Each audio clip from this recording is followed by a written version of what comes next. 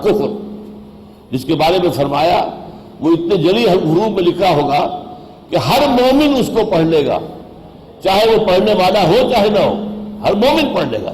غیر مومن کو وہ الفاظ نظر نہیں آئیں گے اس کے پیشانی پر لکھے ہوئے، لیکن ہر صاحب ایمان اس کی پیشانی پر کافارا لکھا ہوا دیکھ لے گا، اور وہ ایسے ایسے معجزے دکھائے گا جس کا کہ تصور نہیں کیا جا سکتا تھا۔ یعنی یوں سمجھیے کہ حضرت مسیح علیہ السلام کو جو معجزے اللہ نے دیے تھے اس کے لگ بھگ بلکہ اس سے بھی آگے معجزے جو ہیں اس کے پاس ہوں گے، اور وہ مدعی ہوگا خدائی کا، اور وہ سب سے بڑا فتنہ ہوگا اہل ایمان کے لیے۔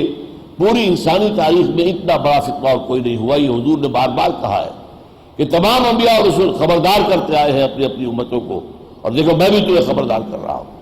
بہرحال اس کے بارے میں جو ہے الاور الکذاب مکتوب بین عینیہ کافارا یقرؤہ کل مومن کاتب اور غیر کاتب، یہ بخاری اور مسلم کی روایت ہے حضرت انس بن مالک سے۔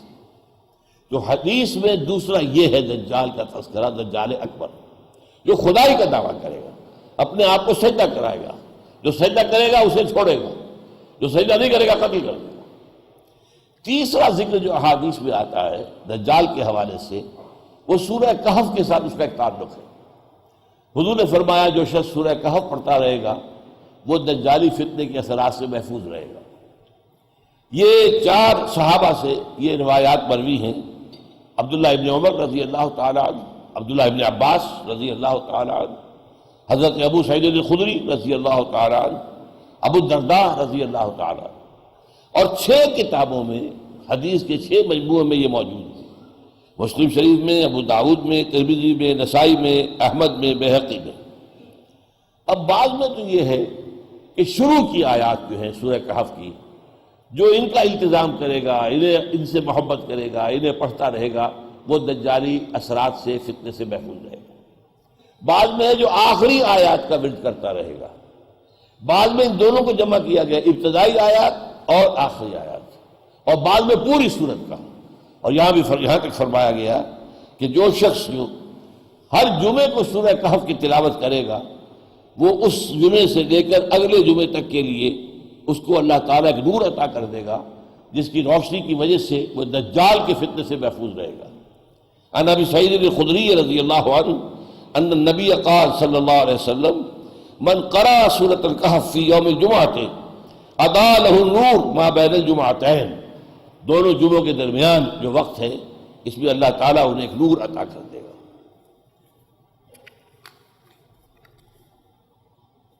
اب قرآن حکیم کے عمومی مطالعے اور بالخصوص دجالی فتنے کے سورہ کہف کی جو نسبت ہے، تعلق ہے، اس پر غور کریں تو جو بات سامنے آتی ہے، توجہ سے میری بات سنیے۔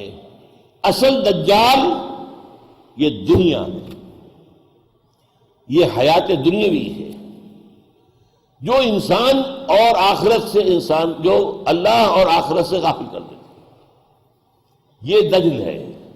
آخرت پر دنیا کا پردہ پڑ گیا، آپ آخرت کو بھول گئے۔ اللہ پر کائنات کا پردہ پڑ گیا، آپ کائنات کی توجہ ہے، کائنات پر غور و فکر ہے، کائنات پر سوچ و بچار ہے، اللہ کو بھول گئے، اس کی ذات و صفات سے کوئی تعلق نہیں۔ آخرت پر حیات دنیاوی کا پردہ پڑ گیا، حیات دنیاوی کو بھول گئے، دنیا ہی مطلوب ہے، دنیا ہی مقصود ہے، دنیا ہی کے لیے بھاگ دوڑ ہے۔ یہ اصل میں دجل ہے، در حقیقت دنیا کی زندگی ہے جو قرآن کہتا ہے دھوکے کی ٹٹی ہے۔ وَمَا الْحَيَاةُ الدُّنْيَا إِلَّا مَتَاعُ الْغُرُورِ، دھوکے کا سامان۔ اب یہاں دیکھیے سورہ کہف کے اندر معاملہ کیا ہے۔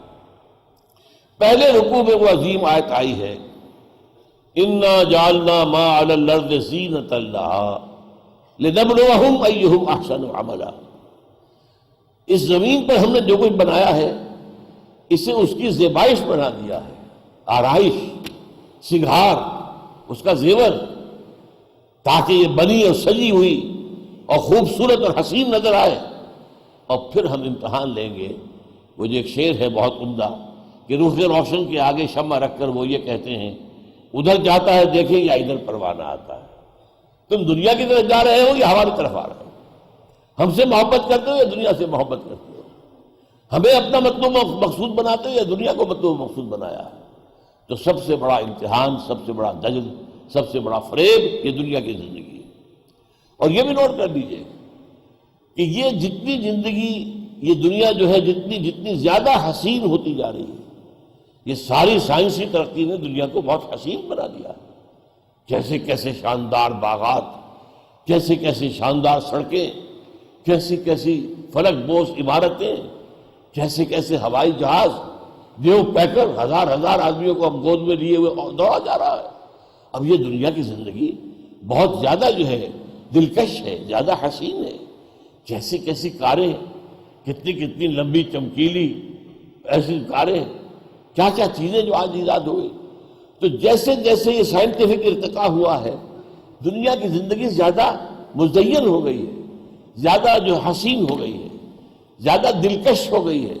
یہ لوگوں کو اپنے اندر گم کر دیتی ہے. جو علامہ اقبال نے کہا کہ کافر کی یہ پہچان کہ آفاق میں گم ہے، اور مومن کی یہ پہچان کہ گم اس میں ہے آفاق. وہ دنیا میں رہتا ہے لیکن بالا تر رہتا ہے. وہ جو حضور نے فرمایا مالی ولی دنیا، مجھے تمہاری دنیا سے کیا سروکار ہے.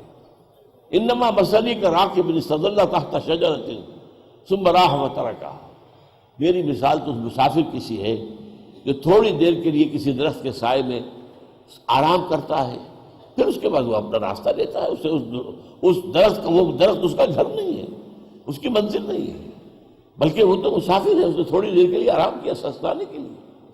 چنانچہ یہی آپ نے فرمایا کن فی الدنیا کانک غریب او عابر سبیل، دنیا میں ایسے رہو جیسے کہ تم اجنبی ہو یا راہ گزرتا مسافر، بس اس سے زیادہ نہیں. اس سے زیادہ اس سے دل لگایا تو ظاہر بات ہے کہ پھر یہ تمہیں اپنے سحر کے اندر مسحور کر دے گی، اپنے حسن کے اندر تمہیں ایسا جکڑ لے گی کہ پھر اللہ کہاں، آخرت کہاں. یہ تمام چیزیں تمہاری ذہنوں سے نکل جائیں گی. ہوں گی بھی تو صرف عقیدے کی پوٹلی کی شکل میں، دماغ کے کسی گوشے میں لکھی ہوئی ہوں گی. عمل میں کوئی اثر نہیں ہوگا. عملاً تم ظالم دنیا بنو گے، کہتے رہو گے اللہ کی تحمید اور حمد اور ثنا بھی کرتے رہو گے، لیکن عملاً ظالم دنیا. تو یہ اصل میں اب اس کو دیکھیے، جو میں نے کہا تھا کہیں تو شروع کی آیات کے بارے میں کہا گیا، کہیں کہا گیا آخری آیات. اب یہ پہلے رکوع میں تو یہ آیت کھڑی ہے ایک ستون کے مانند، جو فرمایا گیا کہ انا جعلنا ما علی الارض زینۃ لہا لنبلوہم ایہم احسن عملا. آخری رکوع میں جا کر دیکھیے اس کا جو نتیجہ نکلتا ہے وہ ستون کھڑا ہے. قل هل ننبئکم بالاخسرین اعمالا، اے نبی ان سے پوچھئے ہم تمہیں بتائیں اپنی بھاگ دوڑ میں، اپنی کوشش اور جد و جہد میں، دنیا میں محنت اور مشقت تو سب کرتے ہیں. لقد خلقنا الانسان فی کبد، محنت اور مشقت تو ہر انسان کا مقدر ہے، لیکن اس بھاگ دوڑ اور محنت اور مشقت کا جو حاصل ہے اس کے اعتبار سے سب سے زیادہ گھاٹے میں کون ہے یہ بتائیں تمہیں.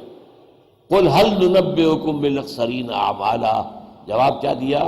الذین ضل سعیہم فی الحیاۃ الدنیا، وہ لوگ جن کی سعی، بھاگ دوڑ، محنت، جد و جہد، مشقت دنیا کی زندگی